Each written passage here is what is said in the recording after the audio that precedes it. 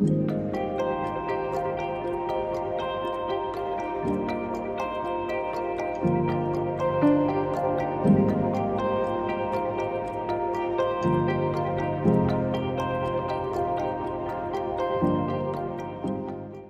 à tous d'être là, merci aux organisateurs, en particulier à Pierre de m'avoir invité. Je suis vraiment très content d'être ici aujourd'hui. Et donc, comme Pierre l'a dit, donc je suis neuroscientifique et mon travail, c'est d'utiliser la neuroimagerie pour essayer de mieux comprendre le fonctionnement du cerveau humain et en particulier dans le contexte des addictions.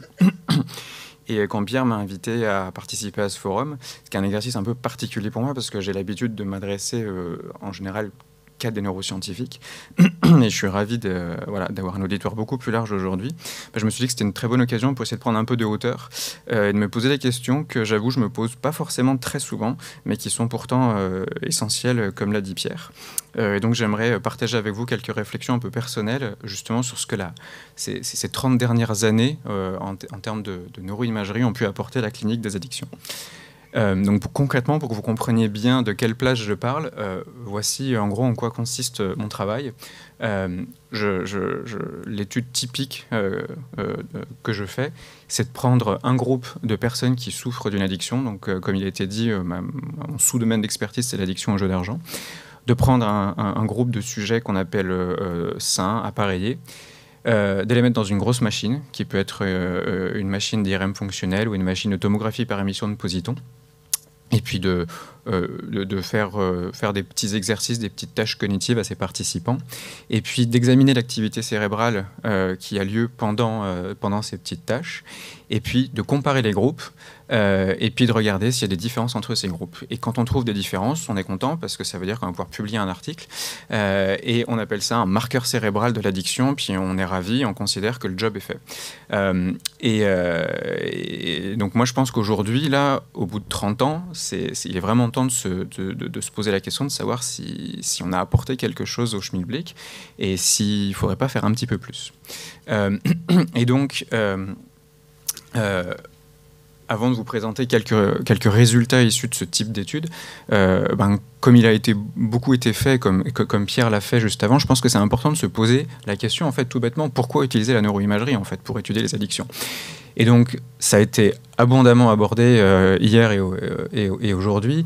Eh bien, en fait, l'utilisation de la neuroimagerie part de cette prémisse qu'on peut vraiment discuter, qui est de considérer l'addiction comme une maladie qui trouve en partie son origine dans le cerveau. Et donc cette idée, elle a été popularisée notamment par Alan Leshner, le directeur du NIDA, à travers cet article de 1997. Et à l'époque, les promesses de ce modèle, qui sont les arguments qui sont toujours régulièrement utilisés pour défendre ce modèle, il y en a 3 grandes. La première, c'est la déstigmatisation, c'est-à-dire qu'à partir du moment où on considère l'addiction comme une pathologie, on passe d'un modèle moral à un modèle pathologique, et donc on déstigmatise les gens qui souffrent d'addiction. Il y a, de la même façon, quand on parle de pathologie, du coup on parle de possibles traitements, et donc ce modèle a beaucoup mis en avant dès le début le fait que les personnes qui souffraient d'addiction devraient pouvoir avoir un meilleur accès à des soins qui étaient remboursés pour leur maladie. Et puis bien sûr, peut-être la plus grande de ces promesses, c'était de se dire, en utilisant la neuroimagerie, ça va être fantastique, on va enfin mieux comprendre les mécanismes cérébraux des addictions. Et de là va en découler de meilleures approches thérapeutiques et puis des critères de diagnostic objectifs et quantitatifs, puisqu'aujourd'hui, quand même, une des grandes limites, c'est que le diagnostic de l'addiction, mais comme de l'ensemble des pathologies psychiatriques, se fait à travers des entretiens avec des patients, donc sur la base de critères qui sont plutôt subjectifs et plutôt qualitatifs. Et on s'est dit, la neuroimagerie va nous aider à aller plus loin, et comme le rappelait Pierre, on va pouvoir utiliser des images, par exemple, quantitatives, comme on le fait pour les maladies cardiaques. Et donc, aujourd'hui, comme on l'a dit, on souhaite ça. Moi, je souhaite m'interroger là-dessus. Et donc, dans dans le sillage de cet article, en fait, il y a eu beaucoup d'études qui ont été faites dans le domaine de la neuroimagerie. Et pour essayer de vous donner un panorama très rapide, il y a un peu 3 grands types d'études qui peuvent être faites avec la neuroimagerie. Il y a d'abord ce qu'on appelle les études de cartographie. Donc les études de cartographie, elles consistent par exemple c'est ce que je vous ai montré, c'est peut-être l'étude la plus classique. On met dans un scanner un groupe de personnes qui souffrent d'une pathologie X, un groupe de sujets appareillés, et puis on va comparer leur activité cérébrale. On peut se contenter, entre guillemets, de recruter des participants qui souffrent d'une addiction et de mesurer des corrélats qui peuvent être biologiques ou cliniques, et puis essayer de voir s'il y a une corrélation entre l'activité cérébrale et ces données cliniques. Il y a une autre grande famille d'études qui sont les études longitudinales, qui sont un petit peu plus difficiles à entreprendre, mais qui nous apportent des informations différentes, qui consistent à scanner les gens avant et après l'intervention pour voir, par exemple, l'effet de l'intervention sur l'activité cérébrale, en plus de ses effets sur le comportement. Et puis un troisième grand type d'études qui sont ce qu'on appelle les études de prédiction, où là on va scanner les gens une seule fois et puis on va les suivre pendant quelques temps, par exemple pendant qu'ils suivent un traitement ou même sans traitement particulier, puis on va essayer de voir si la photographie à un instant T de l'activité cérébrale a une valeur prédictive sur l'évolution de la maladie. Et c'est comme ça qu'on est passé de 3 études en 1991 à plus de 700 études par an en 2021. Donc là, on a une littérature qui est devenue quand même vraiment très riche, c'est-à-dire qu'il y a quasiment 2 articles par jour qui sont publiés dans ce domaine-là. Et donc j'aimerais maintenant rentrer dans le vif du sujet, alors comme vous l'avez vu, 700 articles par an, c'est impossible de vous résumer cette littérature qui est en plus extrêmement hétérogène. Donc j'ai fait des choix tout à fait subjectifs et personnels pour vous illustrer quelques études que j'estime particulièrement intéressantes. Et dans les années 90, donc notamment sous l'impulsion du NIDA, d'Alan Lechner et puis ensuite de Nora Volkow, il y a eu beaucoup d'études qui se sont intéressées de façon assez logique à la dopamine. En utilisant cette technique qui s'appelle donc la tomographie par émission de positons. Et puis, à la suite de ces études princeps chez l'animal qui avait mis au jour ce fameux système de récompense, donc c'est un ensemble de régions cérébrales que vous voyez ici qui sont innervées par des neurones dopaminergiques, eh bien, le NIDA notamment s'est mis à utiliser la TEP pour essayer un petit peu de quantifier justement la neurotransmission dopaminergique quand on donne des drogues à des gens, qu'ils soient d'ailleurs addicts ou non. Et une des études Princeps qui est assez extraordinaire, qui avait montré ça en 1994, c'est la suivante. Et ce que vous pouvez voir ici à l'écran, voilà, c'est que en fait, donc ça, ce sont des sujets sains, je crois. C'est que si vous donnez de la cocaïne à une personne, eh bien, vous allez voir au fur et à mesure du temps que ici, dans cette région que vous voyez ici, qui s'appelle le striatum, qui est une des régions clés du système de récompense, eh bien, vous allez voir une libération de dopamine qui est assez rapide et assez massive et qui s'estompe avec le temps. Ce qui était encore plus intéressant à l'époque, c'est qu'on peut voir que le pic de libération de dopamine, que vous voyez ici en bleu foncé, qui est suite à cette administration de cocaïne, eh ben, elle coïncidait avec cette euphorie, ce high que ressentent typiquement les personnes qui consomment de la cocaïne. Et de ces observations, en fait, a découlé cette équation, et on s'est dit, voilà, ben, les drogues, ça libère de la dopamine, et c'est ça qui crée une euphorie. Et c'était tellement, quelque part, c'était tellement révolutionnaire, tellement nouveau, que par exemple, ça a même fait la couverture du Time en 1997.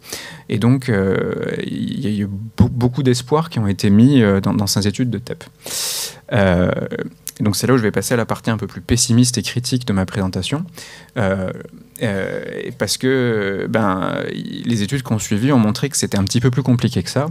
Et donc, par exemple, là, vous pouvez voir une review qui a été publiée il y a quelques années, qui montrent que pour des drogues comme les amphétamines que vous voyez ici en bleu, effectivement, si on administre ce type de drogue à des participants, il y a une libération de dopamine. Vous voyez ces courbes ont des valeurs négatives, c'est la nature de la technique de tomographie par émission de positons, mais la taille de cette barre reflète la quantité de dopamine qui est libérée.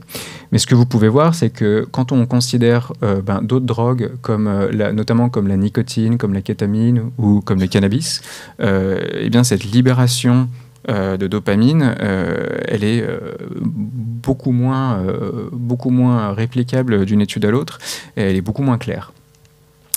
Et puis ensuite, on pourrait naturellement se dire, et c'est ce que se sont dit les gens à l'époque, si finalement l'euphorie qui est provoquée par des drogues comme la cocaïne est liée à une libération de dopamine massive, c'est pas très compliqué, hein. On va prendre des molécules qui bloquent la transmission dopaminergique, puis ça devrait résoudre le problème.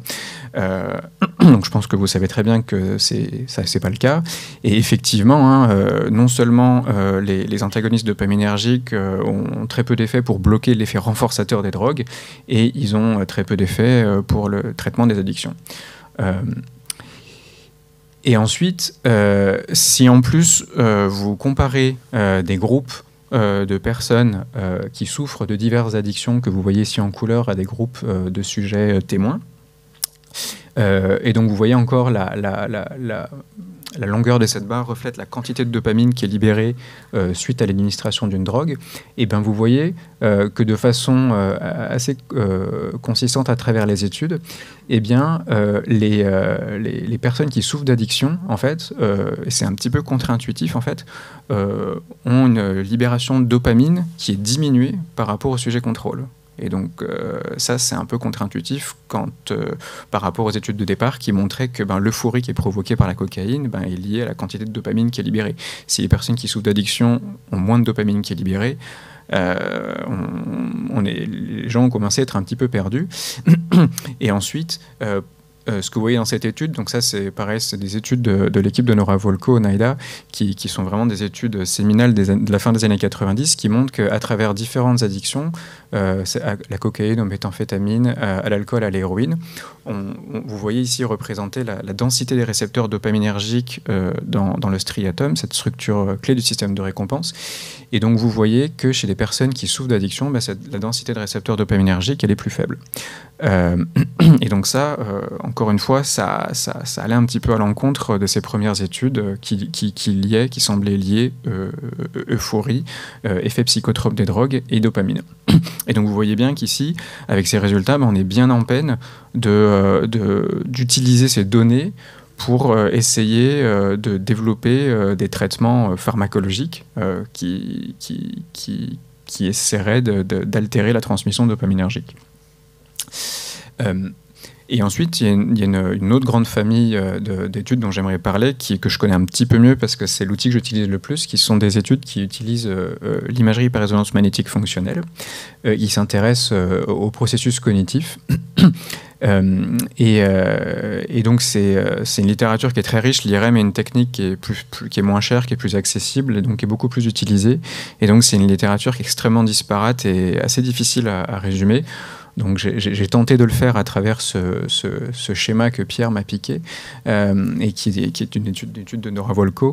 Et en fait, on peut essayer de résumer ces études à travers le cycle de l'addiction qui a été aussi abordé dans de nombreuses conférences hier et aujourd'hui. Qui est le suivant que vous connaissez bien, j'imagine. Donc le premier stade, c'est le stade de l'intoxication, qui est suivi ensuite par un stade avec des émotions négatives, des symptômes de sevrage, puis de la préoccupation, de l'anticipation pour savoir comment on va pouvoir se procurer la prochaine dose de substance. Et puis on en revient à cette phase d'intoxication.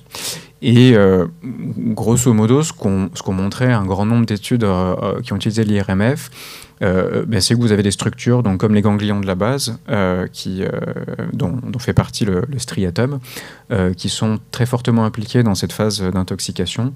Vous avez d'autres structures comme l'amygdale qui sont très fortement impliquées dans ces symptômes de sevrage et puis tout le cortex préfrontal qui lui est très impliqué dans ces phénomènes de préoccupation et d'anticipation. Et sur la base de ces résultats, il y a un certain nombre de propositions qui ont été faites, donc comme celle-ci, donc de se dire si au moment de l'intoxication, voilà, il y a des dysfonctionnements dans les ganglions de la base, on pourrait essayer de restaurer la réponse aux récompenses naturelles et puis inhiber la réponse aux drogues en utilisant ce type d'agent pharmacologique. De la même façon, pendant la phase de sevrage, on pourrait essayer de mieux gérer la réponse au stress. Et pendant cette phase d'anticipation et de préoccupation, on pourrait essayer de restaurer le contrôle cognitif qui est implémenté par le cortex préfrontal pour limiter la nature appétitive et très attractive des drogues. Et en fait, je me suis replongé un petit peu dans cette littérature qui est très vaste, et en fait, quelque chose qui m'a frappé en lisant cette littérature, j'espérais trouver un article, au moins un, qui me dise voilà, on a identifié tel cible cérébrale, d'après le mécanisme qu'on a mis au jour, cet agent pharmacologique paraît offre un potentiel intéressant, et puis ça marche, pas parfaitement, mais ça marche. Et en fait, tous les articles que j'ai trouvés, ce sont des belles promesses, en fait. Et j'ai pas réussi, alors j'espère que mes collègues me contrediront, mais c'est incroyable de voir à quel point cette littérature, et notamment toute la littérature qui est issue du NIDA, on voit des paquets de revues de la littérature qui font des propositions, mais dans les faits, il n'y a rien de concret qui marche vraiment. Et puis ça s'est rendu encore plus compliqué, par exemple, entre autres choses, par le fait que, donc ici c'est une étude assez récente chez des personnes qui souffrent de dépendance aux opioïdes, et ce que vous pouvez voir, c'est que quand on leur administre les opioïdes et qu'on les met dans un scanner IRM, vous pouvez voir qu'il y a certaines régions cérébrales dont l'activité augmente, ici en rouge, il y a certaines régions cérébrales dont l'activité diminue, et puis certaines régions cérébrales, selon les études, ça monte, ça descend, voilà. Donc on est face à une hétérogénéité de résultats qui font que les avancées pour le développement de nouveaux traitements grâce à l'imagerie cérébrale et à l'IRMF en particulier restent, à mon avis, très limitées. Sur une note un peu plus positive, parce que Pierre m'avait demandé de ne pas être trop négatif, ce que j'ai trouvé dans la littérature, c'est que l'IRM, par contre, me semble plus intéressant comme outil de prédiction. Je vous ai parlé de ces études de prédiction tout à l'heure, et je vous ai sélectionné 3 exemples. Le premier, donc ce sont 3 exemples dans l'addiction à la cocaïne. Ce premier exemple montre, avant traitement et après traitement, l'activité du midbrain, qui est l'origine des neurones dopaminergiques du système de récompense. Et vous pouvez voir qu'il y a une augmentation, une espèce de normalisation de l'activité de ce midbrain avant et après traitement. Et ce qui est intéressant, c'est de voir qu'il y a, en particulier, il y a une corrélation entre l'augmentation d'activité avant et après traitement et puis la durée de l'abstinence. Donc là, l'IRM possiblement pour être un bon outil de prédiction de la durée de l'abstinence. Dans cette étude qui s'est intéressée à l'activité du cortex dorsolatéral préfrontal, qu'on associe souvent au processus de contrôle cognitif, vous pouvez voir que l'intensité de l'activité cérébrale dans une tâche de contrôle cognitif est corrélée à la durée du traitement. C'est-à-dire que les personnes qui présentent une activité relativement élevée dans le cortex préfrontal, donc on suppose reliée à un meilleur contrôle cognitif, finalement ont besoin de durée de traitement un peu plus courte. Et puis enfin, il y a d'autres études en imagerie qui s'intéressent à ce qu'on appelle la connectivité cérébrale. Dans ce cas-là, c'est la connectivité cérébrale au repos, c'est l'activité spontanée. Et vous pouvez voir ici qu'entre des personnes qui rechutent ici et les personnes qui ne rechutent pas, il y a une grande différence de connectivité cérébrale. Les gens qui ont une connectivité cérébrale, a priori, sont moins enclins à rechuter. Donc, l'IRM semble être un relativement bon outil de prédiction du décours de la maladie, mais bon, on est encore loin du traitement. Alors voilà, j'en viens à la question principale. Pourquoi il y a un succès limité? Donc là, je vais vous partager des réflexions très, très personnelles. Je vois tout un tas de raisons. Si j'ai le temps, je les évoquerai toutes, mais Pierre, n'hésite pas à me couper si je dois sauter les dernières diapos, il n'y a pas de souci. La première, déjà, hein, comme Pierre l'a mentionné, hein, déjà, c'est très important de mentionner que ce modèle pathologique cérébral de l'addiction, il reste régulièrement critiqué. Hein. Je vous ai mis 2 exemples de 2015 et de 2021. Le débat refait surface quasiment tous les ans entre les partisans du modèle et ses détracteurs. Ensuite, voilà, je pense que j'ai pas besoin de vous l'expliquer. Hein, l'addiction, c'est une maladie assez complexe et actuellement, les modèles qui ont le plus de succès pour expliquer cette pathologie donc, sont les modèles biopsychosociaux. Et finalement, quand on fait de la neuroimagerie comme moi, on s'intéresse aux aspects biologiques et puis souvent on met un peu de côté, même complètement de côté, les aspects sociaux et les aspects psychologiques. Et donc évidemment, si on s'intéresse seulement à ça, on a une vue qui est quand même assez étroite du problème. Et donc je pense qu'il est important que les neuroscientifiques, et c'est un effort que je fais depuis quelques temps, justement sortent un peu de leur labo de neuroimagerie et puis essayent d'intégrer un petit peu d'autres aspects que les aspects purement biologiques. Ensuite, quelque chose qui me paraît très important, c'est de mettre en lien les corrélats cérébraux qu'on voit. Je pense que c'est aussi très important que les neuroscientifiques aussi sortent un peu du labo et puis se posent cette question de savoir si ces marqueurs cérébraux qu'on identifie grâce à nos grosses machines sont en lien avec le comportement dans la vraie vie. Alors, je m'explique. Par exemple, il y a un certain nombre d'études, ça c'est un résultat qui est relativement consensuel, qui lie en fait l'addiction avec une hyporéactivité du gyrus frontal inférieur qui est lui aussi typiquement impliqué dans les mécanismes de contrôle cognitif. Et donc cette hyporéactivité serait associée à un moindre contrôle cognitif et c'est ça qui expliquerait en partie la consommation compulsive de drogue. Ok.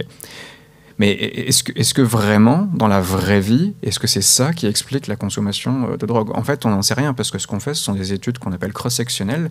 Comme je vous l'ai montré au début, on prend 2 groupes de participants, on les met dans le scanner, on compare, on a vraiment une photographie à un instant T, on compare leur activité cérébrale, on dit « Ah, tiens, le groupe de patients a une activité moins importante, on sait que cette région, elle est impliquée dans le contrôle cognitif, ils ont un contrôle cognitif moins grand, c'est pour ça qu'ils sont addicts, boum ». Mais vraiment, est-ce qu'il y a un impact dans la vraie vie?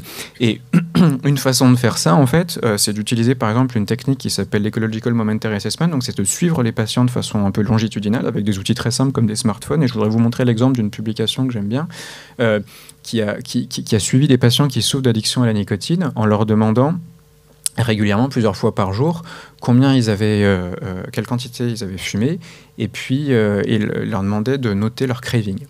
Et ils ont séparé leur groupe de participants en 3, ceux qui avaient une activation du gyrus frontal inférieur qui était particulièrement basse, moyenne et élevée. Et ce qu'ils ont montré, ce que je trouve assez intéressant, c'est que chez les participants qui avaient une activité relativement importante, et finalement, il n'y avait pas de relation entre le craving et la quantité de cigarettes qui étaient consommées. Chez les participants qui avaient une activation moyenne, on commençait à voir apparaître une tendance positive. Et chez les participants qui avaient une activation particulièrement faible du gyrus frontal inférieur, effectivement, il y avait une relation très forte entre le craving et la consommation de cigarettes. Et donc, ça valide effectivement cette idée, cette interprétation que une activité relativement faible du contrôle cognitif dans le cadre d'une tâche qu'on fait uniquement dans un scanner IRM, dans la vraie vie, semble avoir un potentiel explicatif du comportement. Mais c'est très important d'aller au-delà de la neuroimagerie et d'aller vérifier que ça marche comme ça dans la vraie vie. Ensuite, ça me paraît très important de prendre en compte l'hétérogénéité des profils. C'est quelque chose, j'imagine, que beaucoup de cliniciens font, mais que très peu de neuroscientifiques font pour diverses raisons qui sont souvent logistiques. Et pour reprendre un exemple qui est plus proche de moi, puisque je m'intéresse particulièrement à l'addiction au jeu d'argent, c'est une littérature qui est extrêmement incohérente. Et moi, mes travaux actuels portent là-dessus. Moi, je pense qu'une des raisons de cette incohérence, c'est qu'en fait, on a complètement ignoré le fait qu'il y avait des profils très différents de joueurs. Donc, par exemple, il y a une classification qui est déjà relativement bien établie depuis une vingtaine d'années, mais qui n'a pas encore été intégrée par les neuroscientifiques, qui distingue notamment 2 grandes familles de joueurs. Une famille qu'on appelle les joueurs émotionnels, qui souffrent typiquement de symptômes dépressifs et qui vont aller jouer sous l'impulsion d'émotions négatives. C'est vraiment le jeu comme un échappatoire. Et puis de l'autre côté, vous avez ces joueurs qu'on appelle dits impulsifs, qui n'ont pas de symptomatologie dépressive, mais qui ont plutôt un profil très impulsif et qui, eux, vont pas du tout aller jouer sous le coup d'émotions négatives, mais plutôt l'inverse, vont aller jouer pour renforcer des émotions positives. Et donc, à partir de là, c'est quand même très naturel de se dire que c'est pas possible que si on part du principe que l'addiction au jeu d'argent a une origine en partie cérébrale, que les profils cérébraux sous-jacents dysfonctionnels soient identiques. Le mécanisme de lien entre les émotions et le comportement est tellement différent. Et donc c'est actuellement ce que je cherche à faire dans mes études. Bon, ensuite, il y a une question qui revient tout le temps, c'est le dysfonctionnement cérébral, cérébraux, 2 minutes. Cause ou conséquences. Et donc juste pour vous l'illustrer, donc avec cette image que je vous ai déjà montrée, hein, ces études séminales du NIDA qui montrent une diminution des récepteurs dopaminergiques D2 dans le striatum des personnes qui souffrent de différentes addictions.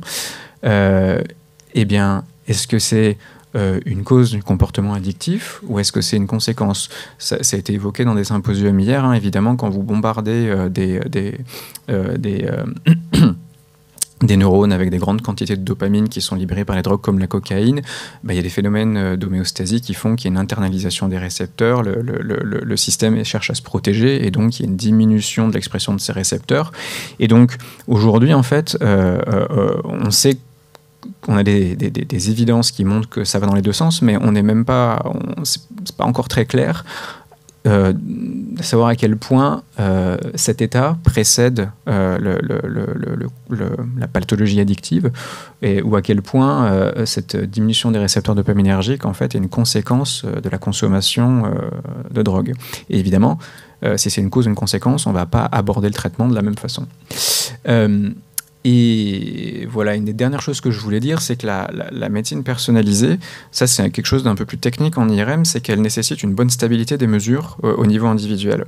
Et la stabilité des mesures de neuroimagerie, en fait, est assez faible. Et c'est un message qui est très récent dans le domaine des neurosciences, et ça peut paraître surprenant. Donc je vous explique, ce que vous voyez ici, en fait, c'est l'activation du système de récompense chez un même groupe d'individus qui a été suivi à 14, 16 et 18 ans. Et vous pouvez voir que cette activité du système de récompense, elle est bien reproductible tous les 2 ans. Mais si vous regardez vraiment ce qui se passe en dessous, si vous vous intéressez à la trajectoire des sujets individuels, ce que vous pouvez voir, c'est que donc chaque ligne représente un participant, c'est que donc la moyenne est identique, donc ça fait 20 ans qu'on se dit la neuroimagerie c'est un outil qui est fiable, qui est reproductible, mais en fait de façon sous-jacente, la trajectoire des individus en fait elle n'est pas stable du tout, c'est-à-dire qu'il y a des individus qui à 14 ans vont avoir une activité faible, et puis à 16 ans une activité forte, et puis à 18 ans une activité faible, l'inverse, il y a des gens qui sont stables. Et le problème évidemment c'est que une des promesses de la neuroimagerie, c'est de mettre des personnes dans un scanner, de faire une photographie intentée et de considérer qu'on a une image fiable qui ne va pas bouger dans le temps. Et si on avait scanné cette personne la semaine d'après et qu'on a vu un résultat très différent, vous imaginez bien qu'on n'a pas entre nos mains un marqueur fiable et utilisable pour la clinique. Et donc, ce problème qu'on appelle techniquement de la fiabilité test-retest de la neuroimagerie, c'est un problème qui a été soulevé ces 2 dernières années notamment, et c'est un débat qui fait rage actuellement dans ma communauté.